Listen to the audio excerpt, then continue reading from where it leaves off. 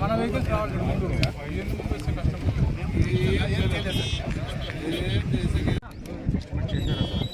ఎందుకంటే ఇప్పుడు అలాగే ఇష్టానుసారంగా కూతురికి తవ్వేయడం రెండు రకాల ప్రాబ్లం.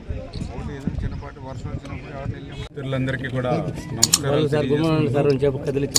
ఏదైతే ఆ రోజు అన్న ఎన్టీ రామారావు గారి దగ్గర నుంచి చంద్రబాబు నాయుడు గారి వరకు కూడా రాయలసీమ ఇరిగేషన్కి అత్యంత ప్రాధాన్యత ఇస్తూ రాయలసీమని ఒక రతనాల సీమగా మార్చాలనేటువంటి ఆలోచనలో భాగంగా సాగునీరు త్రాగునీరు అందించేటువంటి అటు తెలుగు గంగ కానీ గాలేరు నగర్ కానీ హంద్రీనవా కానీ ఎన్నో ప్రాజెక్టులకు శ్రీకారం చుట్టినటువంటి పరిస్థితి మీ అందరికీ తెలుసు.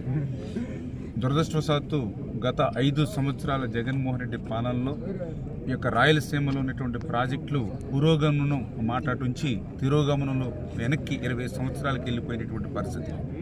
దానికి ఉదాహరణే ఏదైతే మన హంద్రీనవా ప్రాజెక్టుని ఏదైతే నిన్నటి నుంచి మేము పరిశీలిస్తూ ఉన్నామో ఇదే ఒక ఉదాహరణ. ఏదైతే ఆ రోజు 3850 క్యూసిక్ల సామర్థ్యంతో పంపులతో సహా ఆ రోజు చంద్రబాబు నాయుడు గారు హంద్రీనవా నీరు తీసుకురావడానికి ఏర్పాట్లు చేసి ఉన్నా కూడా గత 5 సంవత్సరాల ప్రభుత్వం ఆ నీటిని కూడా ఉపయోగించుకోలేక ఆ యొక్క కాలువ విస్తీర్ణం కూడా పెంచలేనిటువంటి స్థితిలో ఈవేళ పంపులు అన్నీ కూడా సమర్థవంతంగా ఉన్నా కూడా వినియోగించుకోలేక ఈరోజు 1800 క్యూసిక్లు కూడా తీసుకురాలేనటువంటి స్థితిలో ఈవేళ ఏదైతే హంద్రీనవా మెయిన్ కెనాల్ నుంచి పొంగనూరు బ్రాంచ్ కెనాల్ ఏదైతే వస్తుందో ఇప్పుడే మనం పరిశీలించాం. ఒక చొక్క నీరు ఇప్పుడే ఆల్రెడీ సెప్టెంబర్ నెల అయిపోతుంది, అక్టోబర్ నెల వస్తుంది. పొంగనూరు బ్రాంచీలో ఒక్క చొక్క నీరు లేదు అని అంటే ఇది జగన్మోహన్ రెడ్డి పాపం. జగన్మోహన్ రెడ్డి ఆ రోజు చేసినటువంటి తప్పులకి ఈరోజు ఒక శాపంగా మన మీద మారినటువంటి పరిస్థితి. అదే చంద్రబాబు నాయుడు గారు ఆ 3850 క్యూసిక్ల సామర్థ్యం ఏదైతే పెంచారో వాటిని సమర్థవంతంగా గత 5 సంవత్సరాల్లో ఉపయోగించుకుని ఆ యొక్క కెనాల్ విస్తీర్ణ కనుక పెంచినట్లయితే ఈరోజు పొంగనూరు బ్రాంచ్ కెనాల్లో నీరు పారుతూ ఉండేటువంటి పరిస్థితి.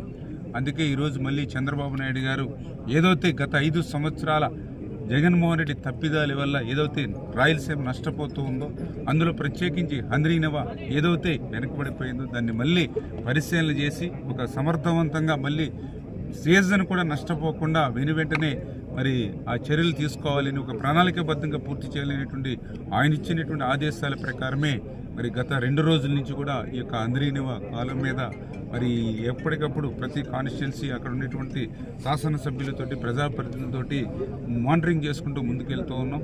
మరి ఈరోజు కూడా మదనపల్లి నియోజకవర్గం వచ్చినప్పుడు మరి ఏదైతే భాషా గారు శాసనసభ్యులు కానీ మరి అదేవిధంగా మా తెలుగు యువత నాయకులు కానీ అదేవిధంగా ఇక్కడ ఉన్నటువంటి వారందరూ కూడా మరి ఇక్కడ ఉన్నటువంటి సమస్యలు కూడా చెప్పడం జరుగుతుంది. అందులో పర్టికులర్గా ఇప్పుడే మనం చూస్తూ ఉన్నాం ఏదైతే మరి చిప్లీ ఏదైతే రిజర్వాయర్ మరి ఏదైతే ఇక్కడ ఎస్ఎస్ ట్యాంక్ ఏదైతే పర్టికులర్గా ఈ యొక్క వాటర్ డ్రింకింగ్ వాటర్ పర్పస్ ఏదైతే మదనపల్లికి సంబంధించి 2 ఎస్ఎస్ ట్యాంకుల్ని ఆ రోజు తెలుగుదేశం ప్రభుత్వం హయాంలో వీటిని నిర్మాణాన్ని ప్రారంభించి 90 నుంచి 95% ఏదైతే ఈ చిప్లీ కానీ గుంటువారిపల్లి కానీ 2 ఎస్ఎస్ ట్యాంకుల్ని కూడా 90 నుంచి 95% ఆ రోజు చంద్రబాబు నాయుడు గారు 2019కి ముందు పూర్తి చేస్తే ఈ జగన్ ప్రభుత్వం 5 సంవత్సరాల్లో మిగిలినటువంటి 5-10% కూడా పూర్తి చేయలేదు అని అంటే రాయలసీమ ప్రజల త్రాగునీరు తీర్చడంలో ఎంత నిర్లక్ష్యంగా ఉంది, ఎంత నిర్లిప్తతో ఉంది, రాయలసీమకు ఎంత ద్రోహం చేస్తుందనే దానికి ఇప్పుడు మనం నించున్నటువంటి మాట్లాడుతున్నటువంటి ఈ చిప్లీ ఎస్ఎస్ ట్యాంక్ రిజర్వాయరే ఒక ఉదాహరణ. ఓకే, వీళ్ళు పనులు 5% 10% ఆ మిగిలిన బ్యాలెన్స్ పనులు పూర్తి చేయలేకపోయారు. మళ్ళీ దీన్ని కూడా విధ్వంసం 5 సంవత్సరాల్లో వీళ్ళు ఏం చేశారా అంటే ఇప్పుడే మనం చూస్తున్నాం. ఎక్కడికక్కడ విచ్చలవిడిగా ఏదైతే ఈ యొక్క చిప్లీకి సంబంధించినటువంటి ఏదైతే ఇక రిజర్వాయర్లు చూస్తే ఇష్టానుసారంగా ఇసుకను మాత్రం దోపిడీ చేసేసారు. ఏదైతే ఇక్కడే బెంగళూరు అతి దగ్గరగా ఉండడం, బెంగళూరులో ఇసుక బాగా అధిక ధర దాని ఉండడంతో ఏదైతే ఈ యొక్క చిప్లీ రిజర్వాయర్ని 5-10% పూర్తి చేయలేదు. కానీ ఇష్టానుసారంగా ఇప్పుడే మనం చూసాం ఎంత అగాధాల మాదిరిగా ఇసుకను లూటీ చేసేశారు. దీనివల్ల మళ్ళీ రేపు భవిష్యత్తులో మరి కొద్దిపాటి రిజర్వాయర్లు వర్షం నింపుకున్నా ఆ అనీవెన్గా ఉండడంతో వర్క్ ఒకటి పెండింగ్ ఉంది. అదేవిధంగా ఏదైతే అవుట్ఫ్లో వెళ్ళడానికి ఏదైతే స్పిల్వేకి సంబంధించినటువంటి వర్క్ కొంత పెండింగ్లో ఉంది. ఇది కూడా ఇమీడియట్లీ, ఎందుకంటే ఇప్పుడు ఆర్థిక పరిస్థితి సహకరించకపోయినా, ఎందుకంటే ఈరోజు 14 లక్షల కోట్ల అప్పు ఈవేళ ఆంధ్రప్రదేశ్ రాష్ట్ర నెత్తి మీద ఉన్నటువంటి పరిస్థితి. ఒక మాటలో చెప్పాలంటే 2014లో రాష్ట్ర విభజన వల్ల కంటే కూడా 2019-24 జగన్మోహన్ రెడ్డి పాలన వల్లే ఈ రాష్ట్రానికి ఎక్కువ నష్టం జరిగినటువంటి పరిస్థితి. అటువంటి 14 లక్షల కోట్ల అప్పు మా నెత్తి మీద ఉన్నటువంటి స్థితిలో అప్పులు చెల్లించాలి, దాని మీద వడ్డీలు కట్టుకోవాలి, మళ్ళీ ఇప్పుడు కొత్తగా ఇటువంటి అభివృద్ధి కార్యక్రమాలు చేపట్టాలి. అదేవిధంగా ప్రజలకి ఏదైతే మేము సంక్షేమ కార్యక్రమాలు ఏదైతే ఇస్తామన్నామో అవి నిలబెట్టుకోవాలి. ఇది ఇటువంటి సవాళ్ళు ఎన్ని ఉన్నప్పటికీ కూడా ఒక సమర్థవంతమైనటువంటి నాయకుడు, పరిపాలన దక్షత ఉన్నటువంటి వ్యక్తి ఈరోజు చంద్రబాబు నాయుడు గారు ముఖ్యమంత్రిగా ఉన్నారు. ఆయనకి తోడుగా వేళ ప్రజల కోసం పనిచేసేటువంటి నాయకుడు పవన్ కళ్యాణ్ గారు ఉన్నారు. వీరిద్దరికీ పైన నరేంద్ర మోడీ గారు ఆశీస్సులు ఉన్నారు. తప్పనిసరిగా ఈ సవాళ్ళన్నింటినీ కూడా అధిగమిస్తాం. ఏదైతే ఇప్పుడే నేను చెప్పాం, ఏదైతే ఎస్ఎస్ ట్యాంక్స్ నిర్మాణం చేసుకోవడం ఎంత ముఖ్యమో, ఈ ఎస్ఎస్ ట్యాంక్స్కి ఏదైతే లోకల్ క్యాచ్మెంట్ ఏరియాలో వచ్చేటువంటి రైనే కాకుండా కొంత ఏదైతే పొంగనూరు బ్రాంచ్ కెనాల్ నుంచి కూడా మనకి వాటర్ సెక్యూరిటీ ఉంటేనే పూర్తి స్థాయిలో దీన్ని ఉపయోగించుకునేటువంటి పరిస్థితి ఉంటుంది. మరి పొంగనూరు కెనాల్లో ఒక చుక్క నీరు లేనప్పుడు ఈ రిజర్వాయర్ని ఇమీడియట్లీ మనం నిర్మాణం చేసుకున్నా వర్షం మీదే మళ్ళీ ఆకాశం వంక మేము చూస్తూ ఉండాలి. అటువంటి పరిస్థితి లేకుండా ఇటు లోకల్ క్యాచ్మెంట్ ఏరియాలో ఏదైనా రైన్స్ తక్కువ పడినా కూడా ఖచ్చితంగా పొంగనూరు కెనాల్ని ఉపయోగించుకునే విధంగా హంద్రీ నివారణ విస్తరణ చేస్తున్నాం.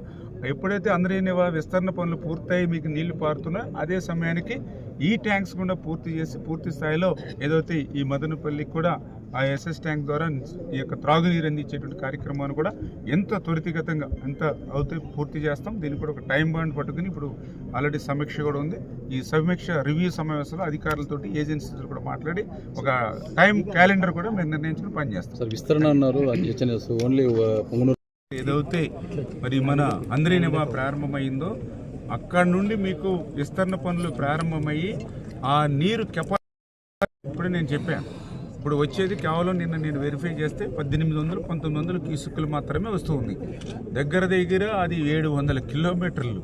అంటే అది కిలోమీటర్లు వచ్చేయగలితే కూడా ఐసు ముక్క కరిగిపోయి ఆఖరికి ఏమీ మిగిలినట్టుగా అక్కడ 1800 కనిపిస్తుంది, ఇక్కడ చుక్క నీరు కనపట్ల. అంచేత ఇప్పుడు ఇమ్మీడియట్లీ నెక్స్ట్ సీజన్కి మనం దాన్ని 3850కి పెంచి పనులు చేయాలనుకుంటున్నాం. దాని ద్వారా కొంతమేర ఇక్కడ పనులు వస్తాయి. అంచేత ఏదైతే లాస్ట్ మైల్ వరకు, అంటే ఏదైతే మాల్యాల దగ్గర నుంచి లాస్ట్ మైల్ వరకు కూడా విస్తరణ పనులు జరుగుతాయి. ఏదైతే ఆ విస్తరణ పనులు చేయడం ద్వారానే పూర్తి స్థాయిలో ఆ సాగునీరు అందిస్తాం. అన్ని పనులు కూడా అంటే మాల్యాల దగ్గర నుంచి మెయిన్ కెనాల్ ఇది హంద్రీ నివా, అదేవిధంగా పొంగనూరుకి సంబంధించినటువంటి బ్రాంచ్ కెనాల్కి కూడా విస్తరణ, అదేవిధంగా దాని తర్వాత నెక్స్ట్ స్టెప్గా లైనింగ్. ఎందుకంటే చాలా చోట్ల వాటర్ కూడా లీకేజ్ అవుతుంది కాబట్టి ఆ లీకేజ్ అయినటువంటి వాటర్ని మనం అరికట్టాలని అంటే దానికి లైనింగ్ ఒకటే మార్గం. అంచేత మా దగ్గర ఆర్థిక పరిస్థితి అనుకూలించకపోయినప్పటికీ కూడా రాయలసీమ ప్రజల మీద, అదేవిధంగా ఇక్కడ ఉన్నటువంటి దుర్భిక్ష పరిస్థితుల మీద దృష్టిలో పెట్టుకుని వాటిని కూడా అధిగమించి పనులు పూర్తి చేస్తాం. గత ప్రభుత్వంలో 1200 కోట్లు